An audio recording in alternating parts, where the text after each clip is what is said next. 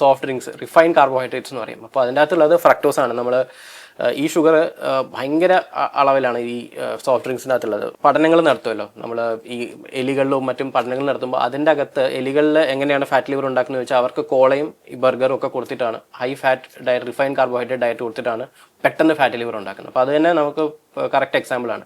അപ്പോൾ ഇതാണ് ഏറ്റവും കൂടുതൽ ദൂഷ്യമുള്ള സാധനം. അപ്പോൾ റിഫൈൻഡ് ആയിട്ടുള്ള കാർബോഹൈഡ്രേറ്റ് ഉള്ള സാധനങ്ങൾ, അതായത് ഈ കൊക്കക്കോളയായി നമ്മുടെ ഫാസ്റ്റ് ഫുഡായി, ഇതൊക്കെ ഏറ്റവും കൂടുതൽ അവോയ്ഡ് ചെയ്യണം. പിന്നെ നമ്മൾ പലപ്പോഴും കേൾക്കാറുണ്ട് ഒരുപാട് വെള്ളം കുടിച്ചാൽ ലിവറിന് നല്ലതാണ്. അങ്ങനെയൊന്നുമില്ല. വെള്ളം കുടിക്കുന്നത് നല്ലതാണ്.